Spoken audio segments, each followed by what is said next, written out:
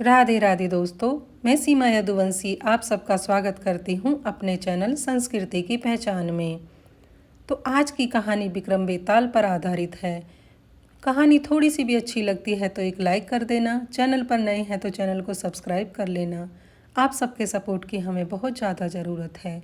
अपना सपोर्ट हमारे साथ ऐसे ही बनाए रखना। तो दोस्तों आज की कहानी शुरू करते हैं।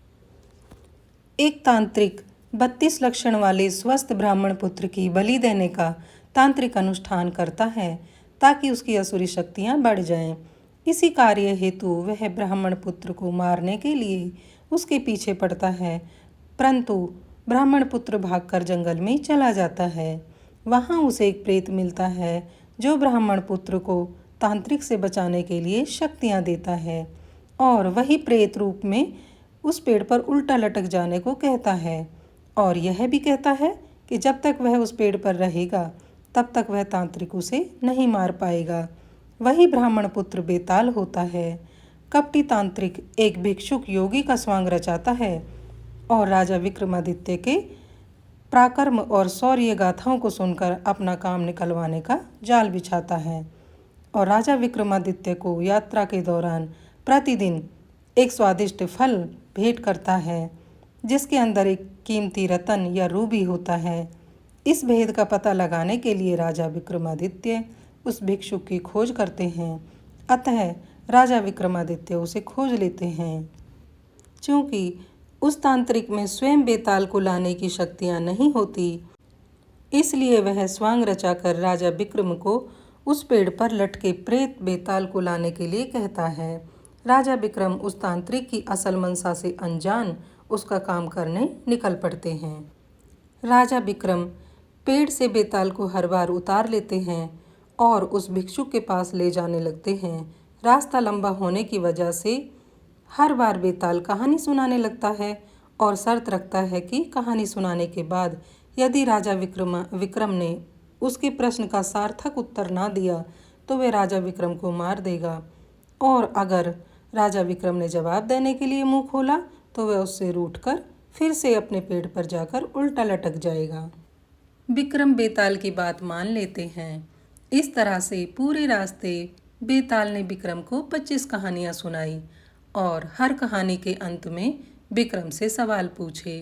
हर सवाल का सही जवाब विक्रम देते थे, फिर भी बेताल जाकर पेड़ पर उल्टा लटक जाते थे और विक्रम फिर से उन्हें अपनी पीठ पर लादकर निकल पड़ते थे। जब 25 कहानियां बेताल ने विक्रम को सुना ली तो उसके बाद बेताल ने उनको बताया कि जिस तांत्रिक के पास आप मुझे लेकर जा रहे हो वह एक बहुत ही धोखेबाज असुरी शक्तियों का मालिक है। बेताल ने विक्रम को यह भी बताया कि जब वह अनुष्ठान करे और तुमसे शीश झुकाने को कहे तो तुम अपना सिर मत झुकाना, क्योंकि वह तुम्हारा सर काट देगा और मेरी भी बलि चढ़ा देगा। तुम उससे बोलना कि पहले तुम शीश झुकाओ, मुझे शीश झुकाना नहीं आता। जब वह शीश झुकाए तो तुम उसका सर धड़ से अलग कर देना। विक्रम को सारी बातें समझ आ गई। राजा विक्रम बेताल को लेकर उस तांत्रिक के पास पहुंचे तो वह तांत्रिक विक्रम और बेताल को देखकर बहुत खुश हुआ और बोला, हे राजन, तुमने ये कठिन काम मेरे लिए किया। आपका मुझ पर बहुत उपकार है। तुम सचमुच सारे राजाओं में श्रेष्ठ हो। इतना कहकर उसने मुर्दे को उसके कंधे से उतार लिया और उसे स्नान कराकर फूलों की मालाओं से सजाकर रख दिया। फिर मंत्र बल से बेताल का आवाहन करके उसकी पूजा की। पूजा के बाद उसने राजा से कहा, हे राजन, तुम शीश झुकाकर इसे प्रणाम करो। राजा को बेताल की बात याद आ गई। राजा ने कहा, मैं राजा हूँ, मैंने कभी अपना शीश नहीं झुकाया, आप पहले झुकाकर बताइए। योगी ने जैसे ही अपना शीश झुकाकर राजा को बताया, राजा ने तलवार से उसका सिर काट दिया। बेताल बड़ा खुश हुआ, बोला, राजन, यह योगी विद्याधरों का स्वामी बनना चाहता है। अब तुम बनोगे। मैंने तुम्हें बहुत हैरान किया है, बहुत परेशान किया है। तुम जो चाहो सो वर मांग लो। राजा ने कहा, अगर आप मुझसे खुश हैं तो आपने जो 25 कहानियाँ मुझे सुनाई हैं वो सारे संसार में प्रसिद्ध हो जाएं और लोग इन्हें आदर से पढ़ें। बेताल ने कहा, ऐसा ही होगा।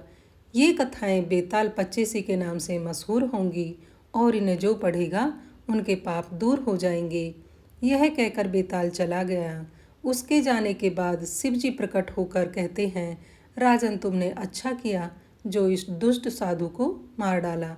अब तुम पृथ्वी पर सातों द्वीपों और पाताल सहित सारी पृथ्वी पर राज्य स्थापित करोगे।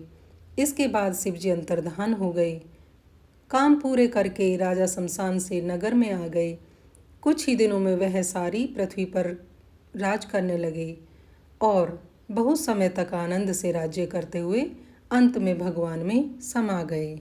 तो दोस्तों, बेताल ने जो विक्रम को कहानियाँ सुनाई थी वो एक एक करके मैं आप सबको सुनाऊंगी। हर एपिसोड में मैं एक एक कहानी लेकर आऊँगी। जिसको भी विक्रम बेताल की कहानी सुननी है कमेंट बॉक्स में ज़रूर लिखें। आपके कमेंट से मुझे यह पता चलेगा कि आप कहानी सुनने के इच्छुक हैं और मैं भी बड़े मन के साथ आपको कहानी सुना पाऊँगी। तो अभी मैं लेती हूँ आपसे विदा। आपके सामने फिर हाजिर होंगी विक्रम बेताल की पहली कहानी लेकर। राधे राधे।